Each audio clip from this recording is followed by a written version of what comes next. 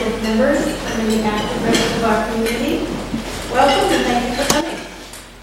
I'm Laura Keene, the president of the Greater Keene Chamber of Commerce. This series of civic luncheons was initiated by our business-to-business committee, many of whose members are here today, and it was started to better serve our members by providing them with information on civic issues that impact more lives in your businesses. We want to thank the Keene Sentinel and the Network Radio Group, our media sponsors, who helped us get the word out about this luncheon. We want to thank Kristins for this delicious lunch.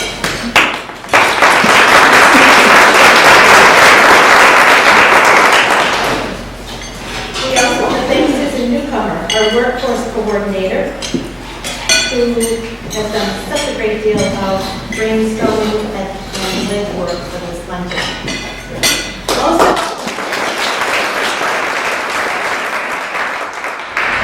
Most of all, we want to be grateful to our primary sponsor today, Engelberg Construction. They are our primary sponsor. We don't have their banner, but they're here. And Tom Clavel, their Executive Vice President and Chief Financial Officer, is going to get up and say a few words about Engelberg. And then I'll come back up and introduce Steve Norton.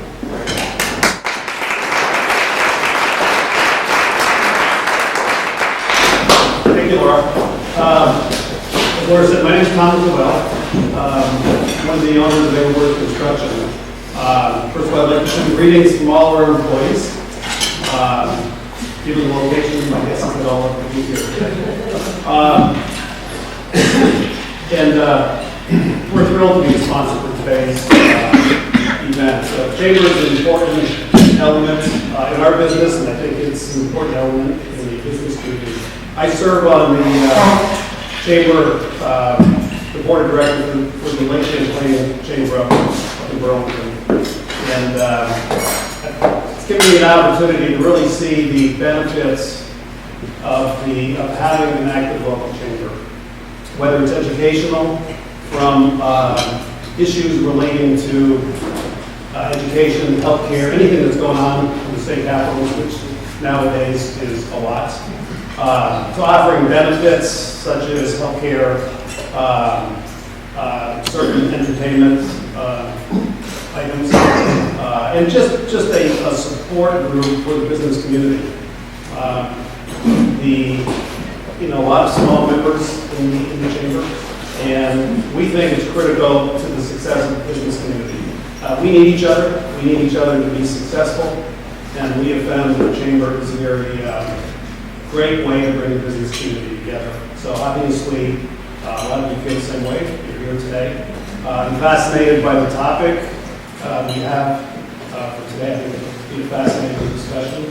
As I was talking to Stephen earlier, there are challenges and there are issues for all of us in this room around the business environment, and hopefully there are challenges that we can turn into opportunities. So we're thrilled to be part of the event and part of the Keene business. So again, thanks a lot, and Laura.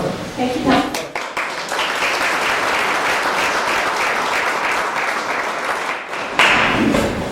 Steve Norton. He's here. He's in the back there. He's ready to come up.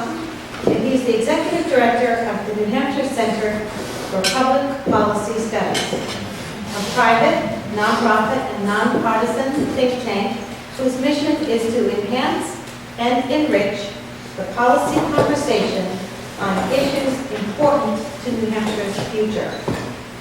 Prior to joining the center in 2005, Steve worked for the New Hampshire Department of Health and Human Services, most recently as the state's Medicaid director.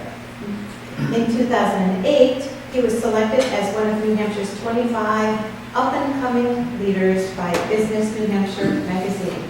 And then, in the February issue, he was rated as one of the most influential people in the state. He is the former chair of the board of the New Hampshire Center for Nonprofits, a member of the Federal Reserve Board's New England Public Policy Advisory Board, and sits on the Concord, New Hampshire Zoning Board. A native of Guilford, New Hampshire, Steve lives in Concord with his family. Steve's profile on LinkedIn, Steve is committed to assisting the public sector in ensuring good outcomes and returns from public investment in federal, state, and local services. Across his career in healthcare, education, and corrections, Steve has used his wide variety of skills to bring technology, information development, public administration, and communication methods to those issues that most significantly affect the well-being of communities. Please join me in welcoming Steve Norton.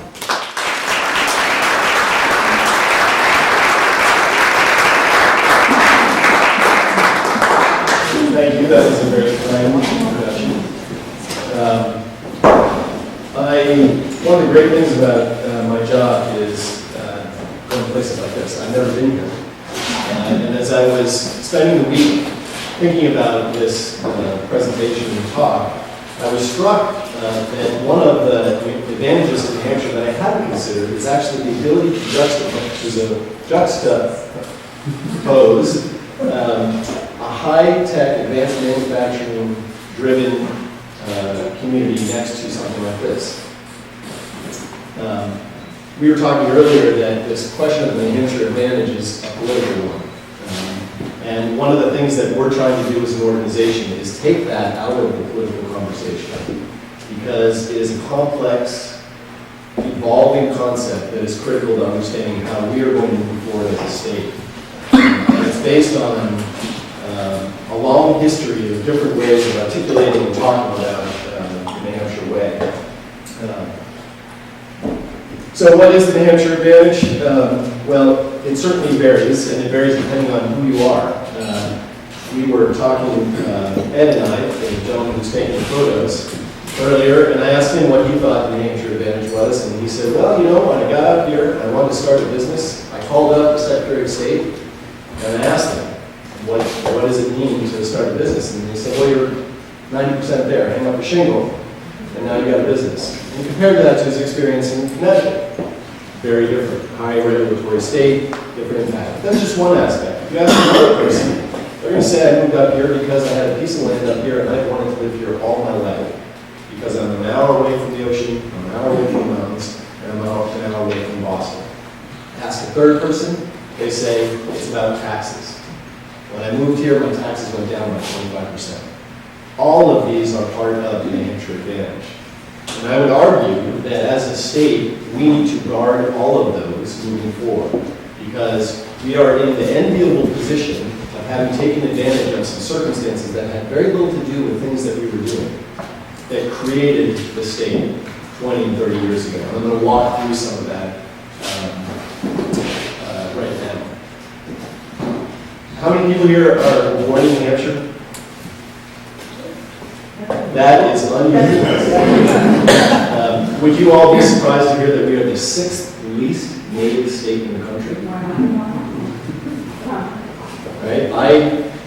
My grandmother came here in 1937. My mother was born in Laconia through a fluke. I was born in Massachusetts, but grew up in Guilford. That's not the norm for this state. In fact, if I think of the state in a picture, I think of a herd of wildebeest coming across the border. And we laugh, but think of this. Between 2000 and 2008, a city the size of Laconia moved away. Where'd they go? Somewhere else. They went to Florida. A city almost the size of Manchester moved into the state. From where? Massachusetts. That has been the primary demographic of the state for the last 40 years. Right? Think about that. The primary tidal surge, if you will, that has defined the characteristics of this state is migration and that particular set of changes. What does that mean? There are lots of complicated pieces. Number one, it's meant that we have seen enormous change in this state in 40 years. Right? Decade to decade, we've seen almost a doubling of the population from 1960 to 2000. Right? 25% increase in the population from 1980 to 1990. That's just unheard of. And the implications of that for the state have been incredible economic growth. Right? Lots of people moving in here from the high-tech 128 corridor, developing businesses, creating wealth, and changing the structure of income. In 1976, our incomes were 10% below the national average. By 1985, they were 10% above the national average. Right? That big migratory push was the baby boomers retiring to New Hampshire, moving to New Hampshire. Well-educated, wanted a different type of living. Costs of living were lower here than in other places, and the cost of doing business was lower than other places. And for a variety of reasons, which we'll talk a little bit later, I think some of those are potentially in question. Everyone thinks that New Hampshire is the place to live. Right? If you look at surveys, it's actually stunning. Go out and look at surveys of livability. Right? New Hampshire is always ranked 1, 2, or 3. And why? Well, low taxes is one. We're always in the bottom 6 or 7 states with respect to overall tax burden, which is really hard sometimes for people to get their arms around because we have really high corporate taxes and we have really high property taxes. But all the rest, they're really low. Or we outsource our taxation. The incidence of the tax goes out to people outside of the state who have second homes or have businesses that are headquartered elsewhere that have profit centers here in the state. What's another advantage? Crime. We are the most safe state in the country. And I heard that the governor was here in December, and he says that every single time that he's out there on his stump speech. It has very little to do with anything that we did. It's just the fact that we have high-income people who live here, and crime is associated with income. We have the lowest poverty rate in the country, and crime is associated with income. We do things on the margin which has some marginal impacts, but it's mostly about who we are and what we were there. We also, one of our huge advantages, particularly for businesses, is that we're one of the most highly educated communities in the country. And New Hampshire, and particularly Monadnock, is particularly well educated. The share of those with a BA or better is 10 percentage points higher than the national average and slightly higher than the state average. So, we as a state have a lot of advantages that everyone is looking at as a great thing and an opportunity for us to take advantage of. Unfortunately, there are some threats, and we were talking about them earlier, and they are fairly significant. We have, as a state, been the benefactor of a migratory process that happened 30 years ago. And right now, we are in our economic prime. All right? People want to say we're an old state. Our median age is 41. Anybody in this room want to say that's old? It's kind of a joke, but kind of not. We're 41. That is the 6th oldest state in the country. But we have a much smaller proportion of those over the age of 65, which is what people think of when they think of communities that are aging. We're about in the middle of the pack. So when I hear people say we've got an aging issue, absolutely, as a state, we're going to be aging. We have to take that into consideration. But right now we're in our economic prime, and we need to focus on what we can do as a community of 41-year-olds, at the median. Not be worrying so much about the world of the aging process. But we're going to get there because if the migratory process has been the thing that's freshened the state and kept us young, that's stopped. And I'd like to say that it's a function of the recession, job lock, house lock, you can't move around. But I don't think it is, because if you look at the demographic data, this trend started before the recession in New Hampshire. So think about 1980 to 1990, where we saw a 25% increase in our population. In 1990 to 2000, we saw a 24% increase in our population. In the last decade, we saw a 6.5% increase in our population. And in the last 4 years, for the first time in the history of even looking at the data, we had 4 consecutive years of net out-migration. So for the state that has defined growth for the Northeast above Massachusetts, things are changing. That migratory churn is stopping. And the question is, Why? And is it something that we should be concerned about? And the answer is, answer to the second question, I think, is yes. If we are interested in maintaining this economic vibrancy and the communities, we need that freshening, because like every other state, rural state in particular, we take our kids that are 20 years old and we send them away. Actually, we don't. They run. And I was one of those, and saying I was never going to come back, right? But they do. They come back at age 30 to 40, and some of their friends come with them because this is a great place to raise children. So, important question about what's going to happen to migration. Staying on this question of the aging of the population, we have the third highest share of baby boomers in the country living in the state. Third highest share of baby boomers living in this country, in this state.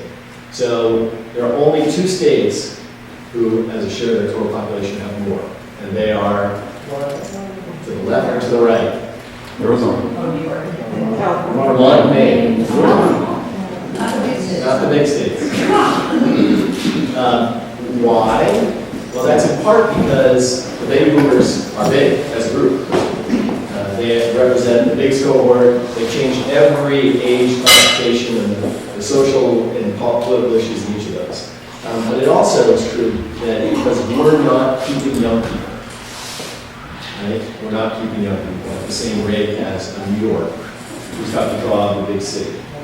San Francisco has the draw of the big city in other places. So people see that as a threat. Right now, I see that as our biggest opportunity as a state.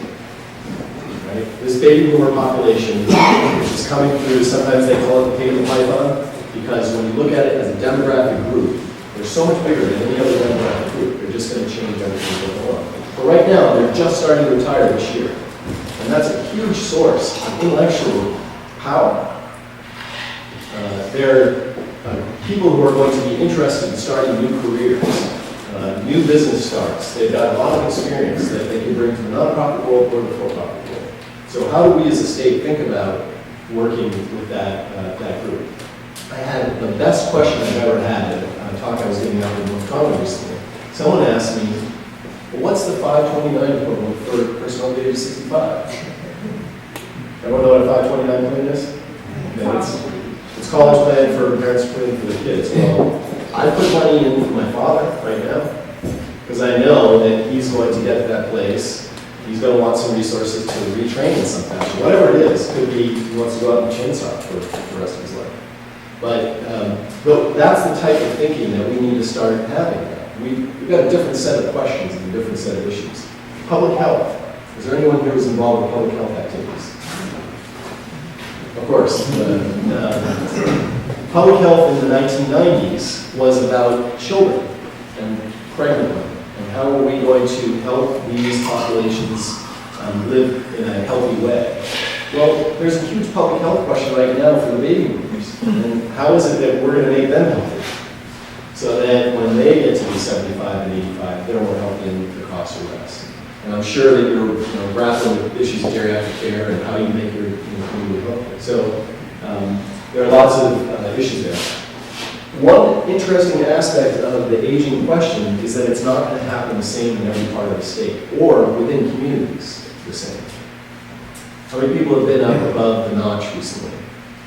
Everyone knows what the notch is, I assume. I'm not Frank Notch. It's a very different world right now. It's a place where economic opportunity has really declined. It's a place that was the industrial center for many years and had as many as 100,000 people and now has less than 10,000 people living there. The aging that is occurring there is about people leaving and aging in place. That's a characteristic of things in Norton or not. Well, Carroll County, and to a certain extent Cheshire or Nantucket region, is a very different aging process. Carroll County is anticipated to experience a doubling in its population over the age of 65 over the next 20 years. If the population projections hold, almost 50% of their population will be over the age of 65. And it's just 30 now, just 25 now. Why is that happening? Very different than in COAS, which is going to see an interesting similar increase. It's because people are retiring there, converting 7 homes into primary homes. Very different. And I don't know that that's a similar process here in Denmark, but I can imagine, because you're, to some extent, even though you have industrial centers, you're also a amenity community, as demonstrated by this beautiful place and the wonderful landscape around you. It's a place that people are going to want to go. And so even though when you look at the population over the age of 65 in Cheshire now compared to what it's going to be in 20, it's only about 25%. It's still more than a double of the population over the age of 65 over this time period. So something to be grappled with, but you have some time. The opposite impact is also strange, strangely important, and that is that we're seeing a decline in the number of kids. There are only a few places, and I'm not sure, no, there's not a single town in Manhattan that had an increase in the number of children in their community between 2000 and 2010. In fact, every community lost children. So one of the major threats around the public discourse that's going to occur over the next 10 years is a shrinking population of children. And think about the dynamics of school funding and community conversations and a growing population of folks over the age of 65. It's going to be too easy to polarize the conversation, right? Too easy to polarize that conversation. I think one of the important civic questions that we need to ask is, what do the baby boomers want? Do they want communities where there are no schools and low taxes? Does that sound like a baby boomer population to you? I don't have the answer, that's a rhetorical question. But that's a question that we're going to have to ask as communities. We're also going to have to deal with questions about regionalization of schools. We as a state, we value local control, and I don't know if you've had debates and conversations in this community about any community having its own school. We can't do that for much longer, because without changing anything else, lowering the number of children increases the marginal cost of educating a student and increases the property tax burden. So with no other changes. So just we have built into our fundamental dynamic moving forward an increasing burden on property tax with nothing else happening. No changes at the state level, no changes at the federal level, no changes in insurance costs or anything. So this is a critically important thing for communities to talk about, because schools and local schools and quality education is one of the reasons why 30 to 40-year-old people come to the state. And if we don't have those 30 to 40-year-old people coming into the state, I think we're going to be in quite a bit of trouble. I'll talk about that in a minute. The chairman of the chamber and I just had a conversation about uncertainty. And he was looking for me to have an answer. And as he said, he pointed out my logo, he said, I used to think that people like you and economists were smarter than I was. And I'm glad to know that you don't think that anymore, because they're not. They probably have a little more time to sift through the data than you do, but they're no more smarter, particularly in this time period. And so I caution anyone who's hearing me speak about the economy, which I'm just about to do, to take it with a grain of salt, because no one really knows what's happening. I've got a great economist working for me named Dennis DeLay. Some of you may have heard him speak before. He does the projections for the New England Economic Partnership. Back in May of 2008, he did a great projection of the economy, and 3 months later, he was totally wrong. And then he did another projection in 6 months, and he was 10% off. And he did another projection, and he was 3% off. And then he did another projection, and he was 10% off again, because at that point, Greece had just crumbled. And so these events that are happening are unpredictable right now. And so the timing and the trajectory of the recovery are very uncertain. There are certainly a ton of really good economic indicators now which say we're starting to bump along like that.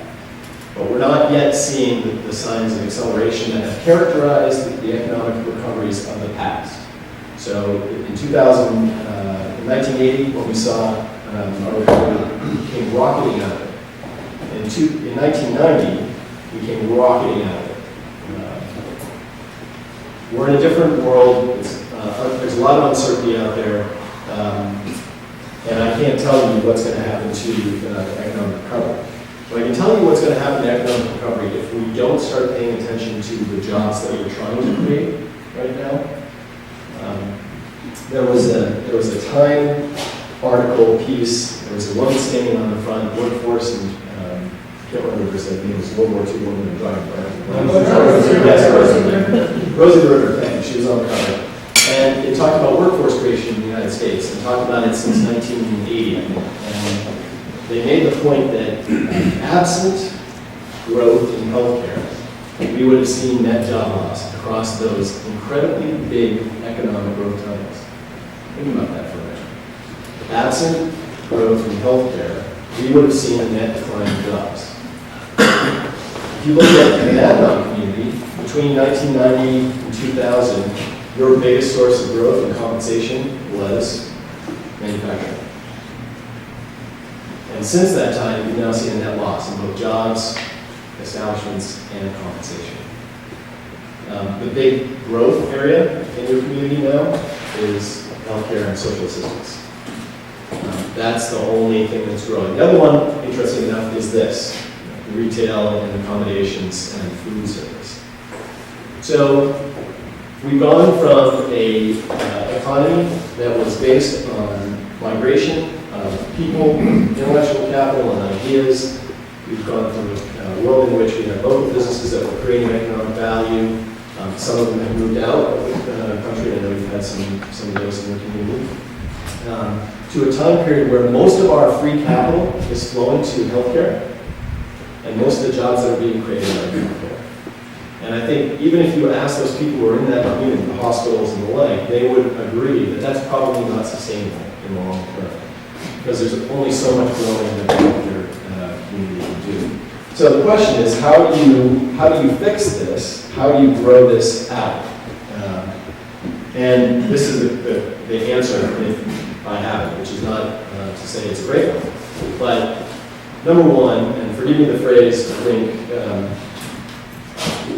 we need to understand fully the concept of human capital and the degree to which policies bring that here or serve as a deterrence. So in other words, 30 to 40-year-old folks, people like yourselves, Ed who came here from Connecticut, what brings people here, what keeps people here? Is it infrastructure?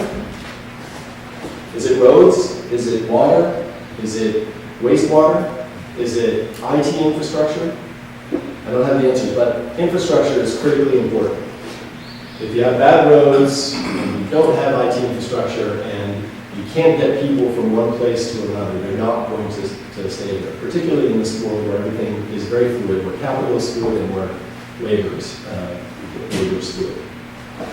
Two, we need to have a conversation about a 30 to 40-year-old initiative. What is it that is going to bring people to this and keep people in these communities? One, we know that people come here for schools, good schools, quality of life.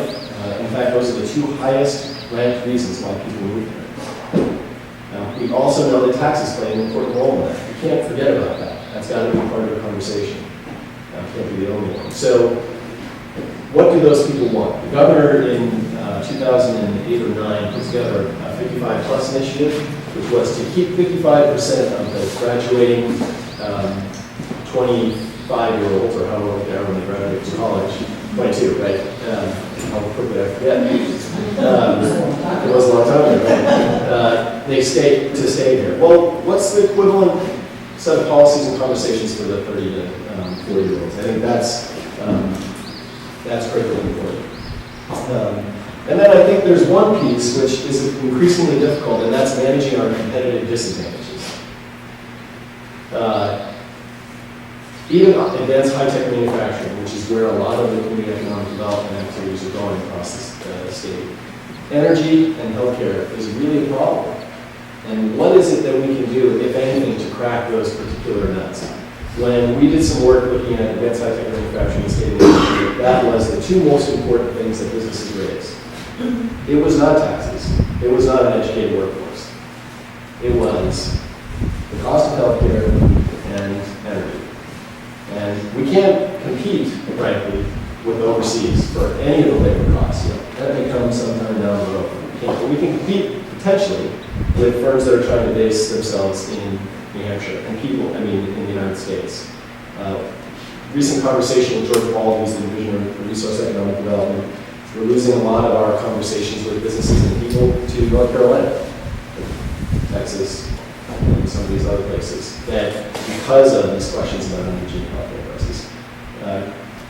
Even though we are low cost for New England, we're 20% higher for equivalent quality care in the rest of the country. So is there something that we can do as communities to mitigate those competitive disadvantages critically important?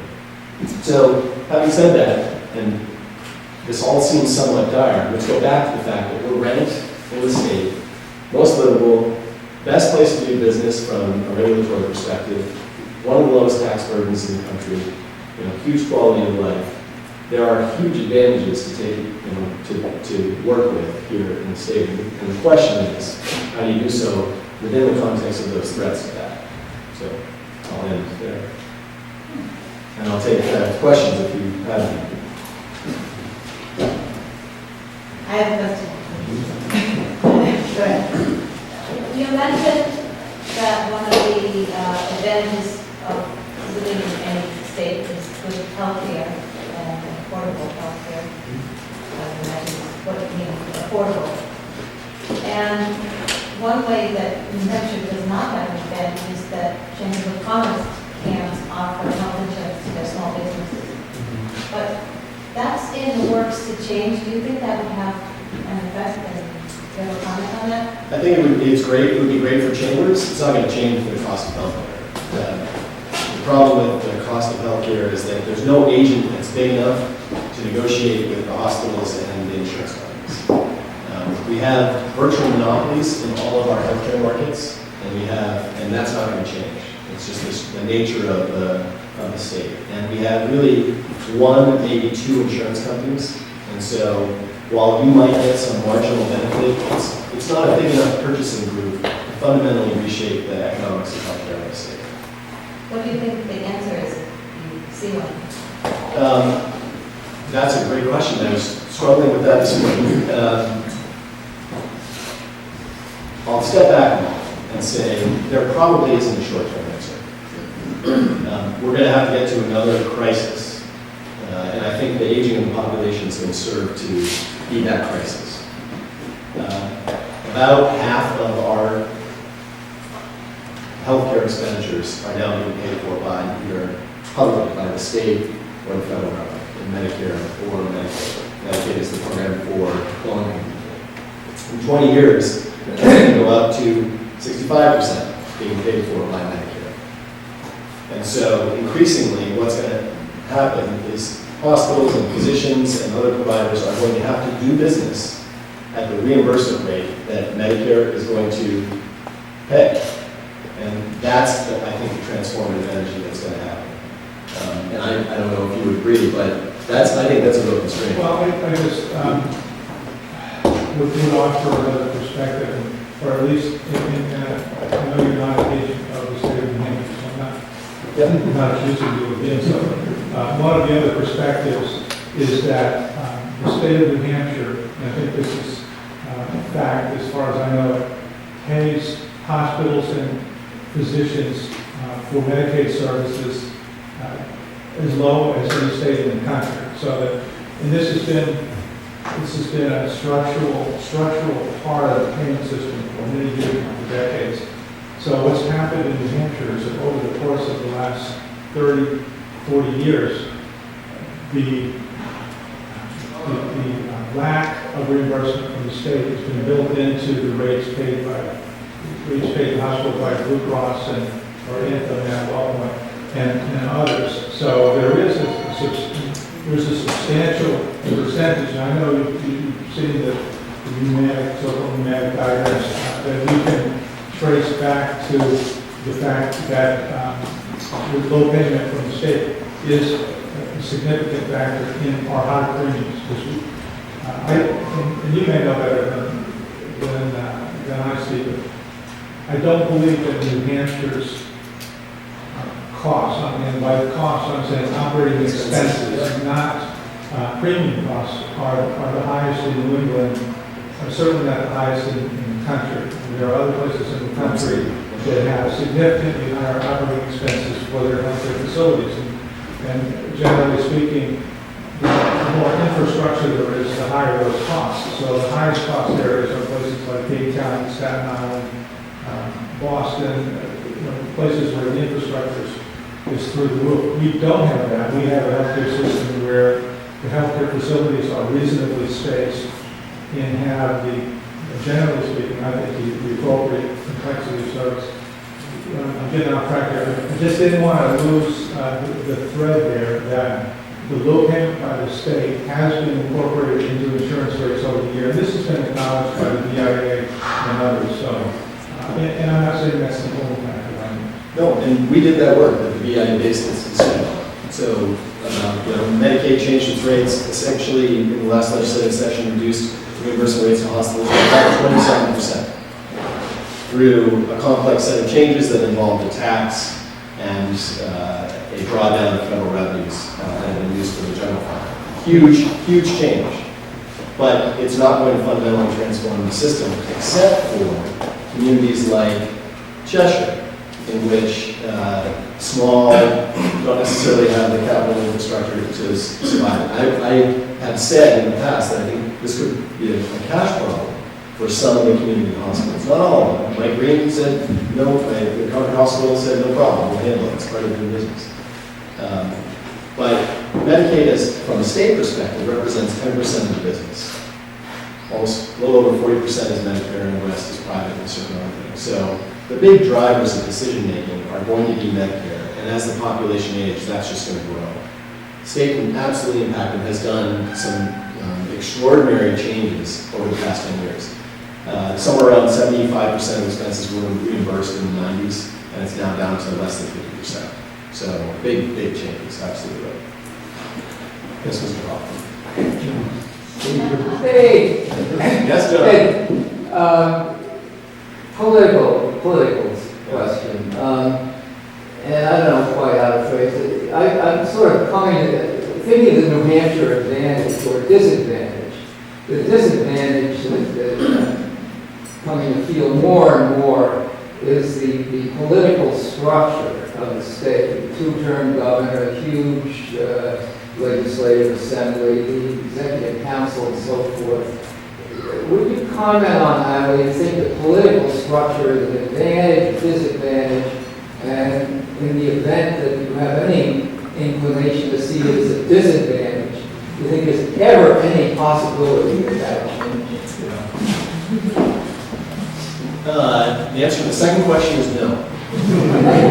It's sort of, we didn't like King George, and so we created a set of institutions that essentially create so many transaction costs to change, unless you've got the huge majorities that we have had in the last two time periods. First on the Democrats and now on the Republicans. And we may swing back and forth, but I think the state will balance out. I don't know when. You should ask a guy named Andy Smith at the University of New Hampshire. He does a great job of thinking about this stuff.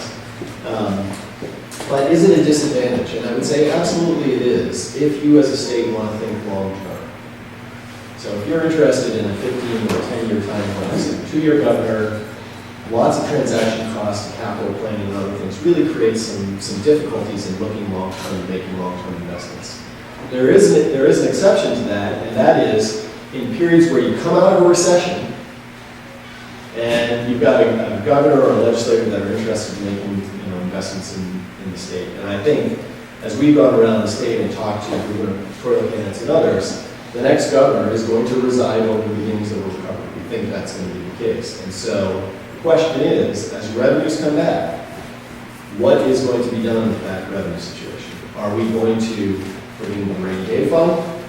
Are we going to make investments in the university system? Are we going to make investments in the social services network? What is it that we're going to do? I think that is a critical question. Because I think long term, because we have a 2-year governor, it is, and among other aspects of our system, it's hard to make long term. Could you comment on the right to work and what impact it would have on the various aspects of the quote-unquote New Hampshire Advantage? I won't talk about the politics of it, but I'll talk about the pure economics of it. Right, that's what I'm looking for. It's a relatively small and minor economic change, but it has a big ideological energy behind it. That's basically the situation. And there are a lot of those right now, nationally and locally. We have a lot of very ideologically driven conversations voters. And it's really been true for the last 4 to 6 years, both on the sides of the Democrats and the Republicans. Those types of majorities have created a set of expectations under Democratic leadership that led to those types of conversations also on the Republicans. You talked about a couple of small differences in the Monadnock region versus Civic.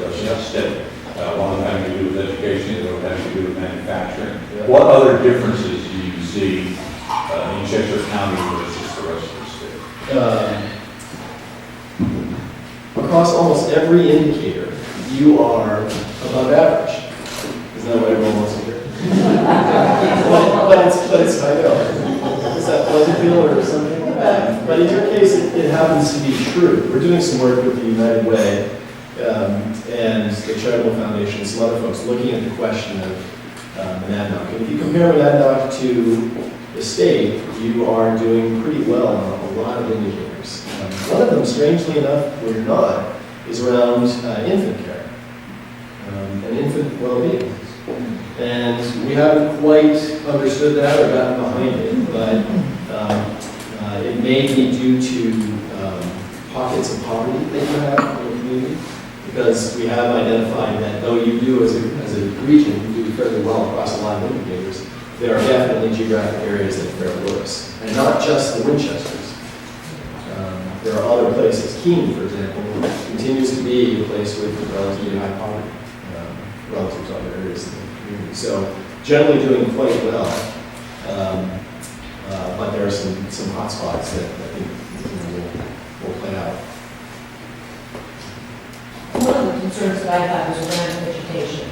And it's not just the K-12 system, which is certainly a hot button topic, but it's also the K-16 system and what we're doing as a state to discourage support in education, what the legislatures have done. And my concern is really, goes back to what we talked about, we're driving populations out. If we drive out the population, the 18 to 22-year-olds and the undergraduate, they don't come back, or they often don't come back. They might at 30, but we haven't done a good job marketing that either. What can we do, or is it a myth that that's a problem? I mean, I think it's a big problem, but...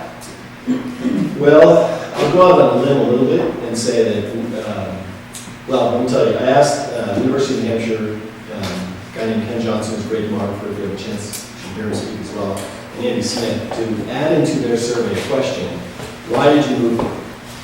So they've got now 5 years of data to understand a little bit, by age, why people are moving. And they haven't finished analyzing the data, so I was going to go out on a limb and tell you the preliminary results, but I'm not, because it's not fair to Ken and Andy who are going to do that. But that's the question I think that we need to frame some policy conversations around. You know, who, how we get people to come. Back to the question about education. I have an interesting dynamic in that you get a lot of people come in at 18 to 21, and you have a lot of 21-year-olds. I think an interesting question for you to answer is how many of those people come back? And if you don't know the answer to that question, you should try and figure that out. We know that of the Keene State population that's here, what was, Emily, help me out, the number that you quoted the other day is almost 60% of them are from out of state, and the vast majority of them do not stay. So then to the final point, and I'll get to you in just one second. There is an amazing marketing campaign going on right now in New Zealand, because they have an aging demographic that's worse than ours, surprisingly enough, and Japan, to get 30 to 40-year-olds. And it is a campaign. It's not a, you hand out pamphlets. It is a full-out, multi-million-dollar campaign to get people to, live there. And I saw one, a colleague of mine showed it to me, and I thought, that could be New Hampshire. That could be New Hampshire. So, to bring a little real-time take, at our town meeting, we had two major contentious issues. One was declining school population, and the other was declining number of volunteers to serve in volunteer fire department, to serve in various functional areas that keep small town New Hampshire on a roll. And I'm kind of curious from your scan of the data, what the function of volunteer efforts in the community are, because there is huge declines that are being observed in real time with volunteer fire departments and other things that really make a difference in the towns. I had a conversation recently with John Sunu, the older, and he said something interesting, which is that I was asking about the New Hampshire Advantage. And he said the New Hampshire Advantage is the opposite of what you're experiencing, that people's engagement with their local community grounds them in the experience of their neighbors and life and keeps them engaged. And I think there's some truth to that, especially when you look at the concept of social capital and declines in social capital over time. And there's no question that that's happening across the country. We are not very philanthropic in our approach because we're not very religious, or at least that's what the folks that study that suggest.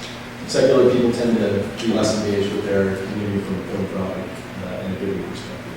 So, yeah, I don't have any solutions to it other than to say that that's unwinding. And that may be just a structural change in the world, that we're looking outward as opposed to individual communities. But Michelle Bufelsi can give you a talk on social capital. But I just think, Jack, it's an interesting point. Just if I could offer an observation on that. I remember that when we started a couple of years ago, thinking about giving an ad knock and we're trying to and so forth, it was so low in charitable giving that it was way high on volunteer traditionally, and it was usually number one on the number of people that had more than one volunteer jobs. But your point is right. The volunteer jobs in local fire departments or acting as selectmen, I think, is a very different dynamic, and I think that's kind of a funny dichotomy and suggests something. The politics, I think, is particularly troubling.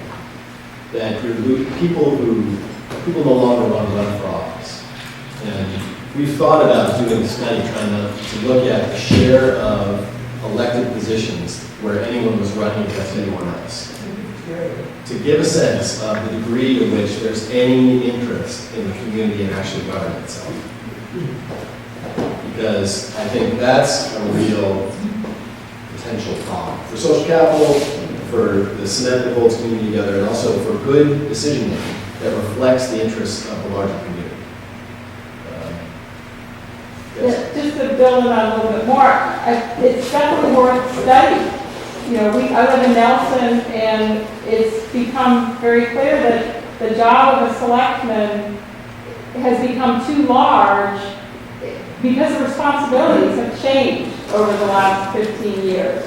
And things that could essentially be done out of somebody's house 15 or 20 years ago, now because of mandates, unfunded mandates, extra regulation, the job has just become so much more difficult. And I think it's part of our New Hampshire advantage is the fact that we were able to get volunteers to do what are essentially full-time jobs. And I think we're going to lose that. Other parts of the country have the county governments that are much stronger than they are in New Hampshire. And could that be a solution? I have a sister that lives in Kentucky, and they need the police, a deputy sheriff comes. Right. And they need a firearm, the county fire department. And so that, you start to think about the number of police chiefs we have. If you had a county police chief, and I think maybe that would, that sort of thing might eliminate or cure the lack of volunteers. It's very hard for me to imagine a world in which local control doesn't exist in New Hampshire. But that's telling of, I think, a problem that we face as a state, and that is, and it's actually, I can relate it to my own personal experience. I'm 44, I still think of myself as a 21-year-old, right? And we're a state that has doubled in size in 40 years, and we still think of ourselves as a state that was 500,000 people.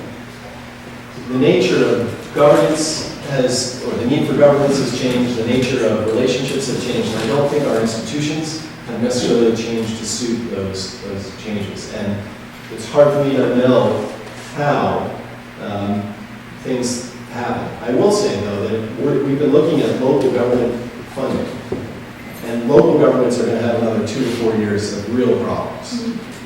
Because property taxes in times when housing prices are going up, you can kind of increase the amount because people say, my investment's going up, I'll pay a little more property taxes, that's fine. That's not going to happen for a while. Property values are not going to go up. And in fact, if you look at all the national data, there's probably still some deleveraging that's got to happen. So too many people still have homes. So local governments are going to fight this for another 2 to 4 years, and it may cause some regionalization. Fire, police, schools, functionalities in which the borders become somewhat soft or amorphous. But I think that's probably the only way that change will happen. So, looking at some of the challenges, thinking of the aging population, maturities, they become less mobile. You look at the stress on infrastructure. Can you envision where the population becomes more centralized? So that big cities become much more concentrated where people are? And looking at states like Vermont, Maine, New Hampshire, part of the lure is being able to live out a place like this. And yet, infrastructure-wise, they're not being able to support. So aging is going to change labor forces, demand for services, demand for housing, demand for transportation, everything. And every one of those things that you just mentioned is going to have to respond.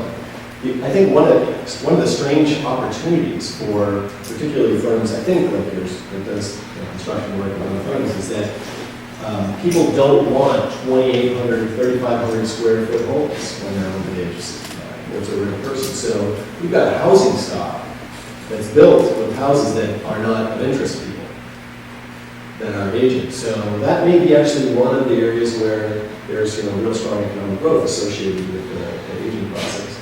Consolidation. I think everybody in their right mind wants to find a Kendall-like environment. You know what Kendall is? Right? I think a lot of people don't know.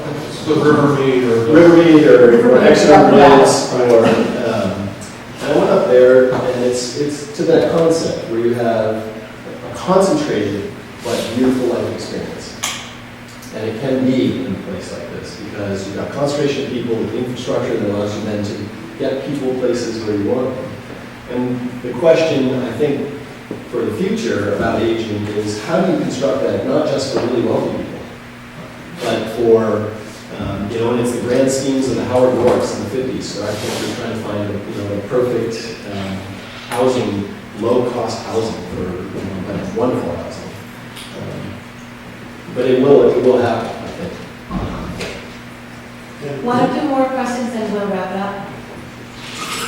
Steve, so November, this November we'll elect a governor not named John Lynch. Yeah. The first time in 8 years. If you could give the next man or woman to move our governor one piece of advice, or that they said, I'll do anything you say. What would you use that opportunity?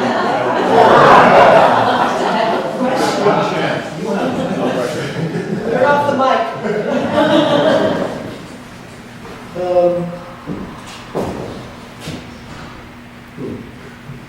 It's not work. We have spoken, I've got my personal thoughts, but I'm not going to share this.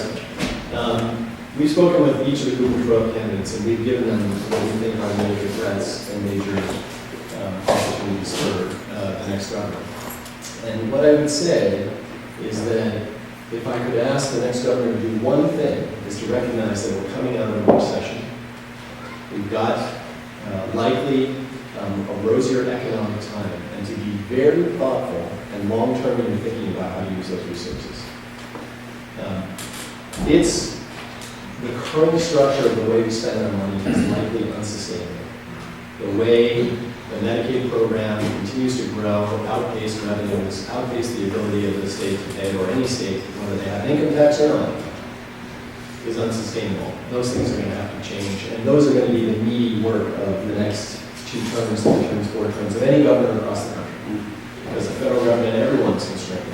But there will be some resources, I think, and the question is, how do we use that? Do so in such a way that you're looking at 10 and 15 years as opposed to 2 and 4, or a political interest in showing that you've established a rainy day fund, as opposed to actually making investment in the future. You opened by saying how easy it was to start a business here. I had 2 data points, now I've got 3 that say there's an enormous regulatory burden. The 2 I had from the board study and also from some work done by the Manchester Chamber. The third point was Lisa saying, I don't want to be a selectman because there's all that stuff you don't have to deal with. Sure. I was using Ed as an example, coming from Connecticut, and everything's comparative. That's the real. No one likes regulation. No one wants to walk into an office and have to fill out forms and other things. But when we do our work trying to understand New Hampshire law for other places, it's really comparative. So, is our regulatory framework different than the rest of New England? It is. And I like to say there's a reason why the Free State Movement chose New Hampshire. We are, regulatorily speaking, less problematic. Now, it doesn't mean that it's not irritating or problematic. I have the same response when people say, we need an income tax, to meet our, whatever demands for our services.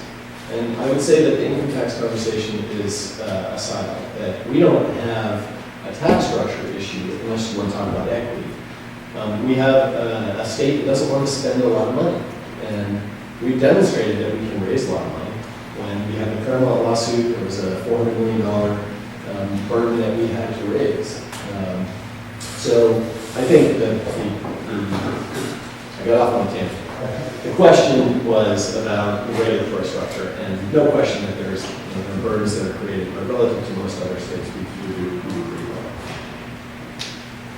I just want to link a few things together. We've talked about, to Susan's point, that we lose our young people, and I think that's very valid, especially in this kind of state. For instance, I know the last time we've been to Keene, but typically people don't come this way. They go in the other direction in the state. If you're an 18-year-old and you want to be an engineer, you can go to Albany, to RIT, you can go south to WPI, you can go down to UMass and be there in less time than it'll take you to get to UNH. So the question is, do you continue to do things the way you've always done them when you were a state of 500,000, or do you start to revisit that model and say, maybe we need to do things differently in the Keene area, look at the whole university system.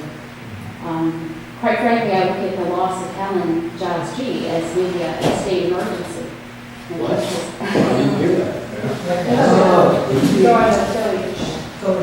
Wow, that's Exactly. how did I miss that?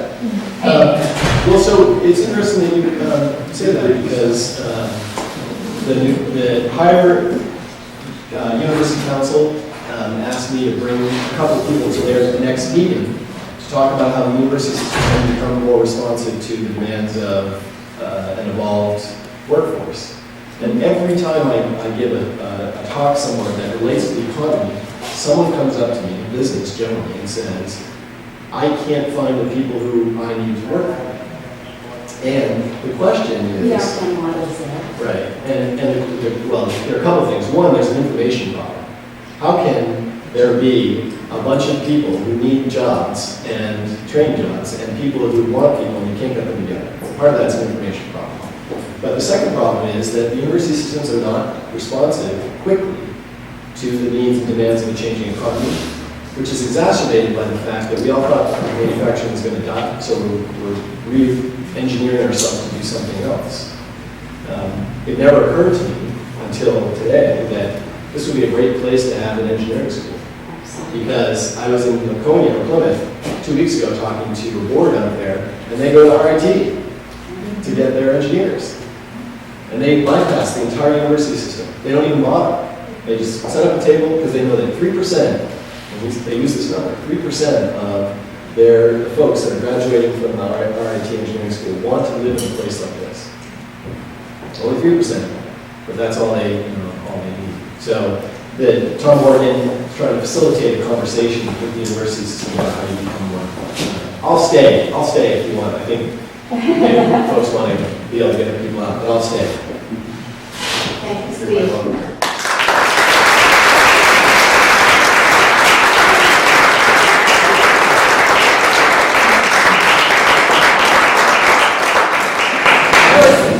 To have to cut that off, because everybody has more questions. Steve did say he'd stay, and I think that's going to be very interesting too. Just thank Engelberg again as our sponsors, and to thank Stonewall Farm. We want to be sure you all know about tomorrow's sap gathering contest. It's a contest. But it's a sap gathering contest. It may not be exactly gathering sap, but it will be a fun and exciting day. What a gathering. Yeah. They use water. It's actually about 15 teams of draft horses come from all over the United States, and they do an old-fashioned sap gathering event. So they actually fill the buckets with water, not sap, obviously. It's a great event. It's their 13th year. It's an amazing. We don't have to see that anymore. Okay. And we have another Civic Luncheon coming up in June. It's Ross Gattel. And it will be, we've been changing our location a little It's going to bit. be at the Keene Country Club on June 15th.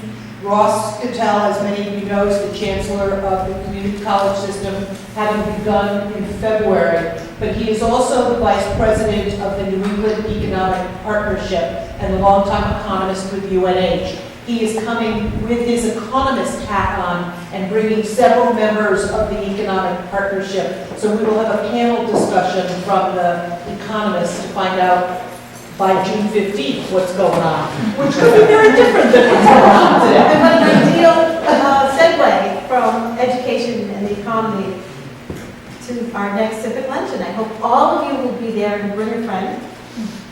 And thank you very much for coming. It's a pleasure to see you all here. And